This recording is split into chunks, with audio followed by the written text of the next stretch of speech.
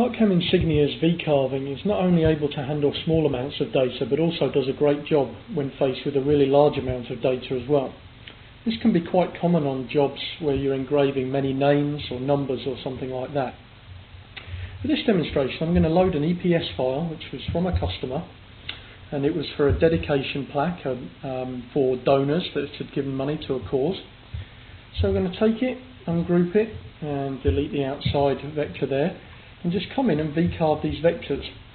If we open up the properties on these, we can see that there is over 3,500 vectors in here. Tremendous amount of data, over 65,000 points. I'm going to go into the Vcarving and ask the software to Vcarve this with a 90-degree bit and create the centre line. And this is still going to take probably 10 to 20 seconds to do, because there's really a lot of data here, as you can see. This is still tremendously fast given the fact that we have got 3,500 individual vectors that the software is having to calculate and do the math in order to work out this centre line so that we can go in and actually calculate a toolpath on it.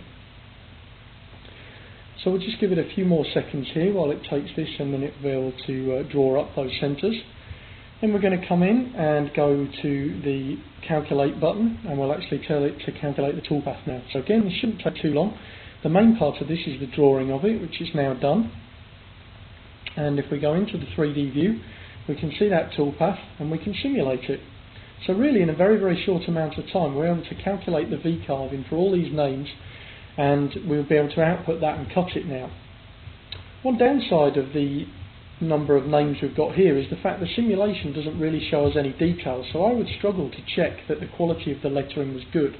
However, we do have a way to deal with this in the simulation, whereby we can take and use a vector in order to limit the area that we want to simulate.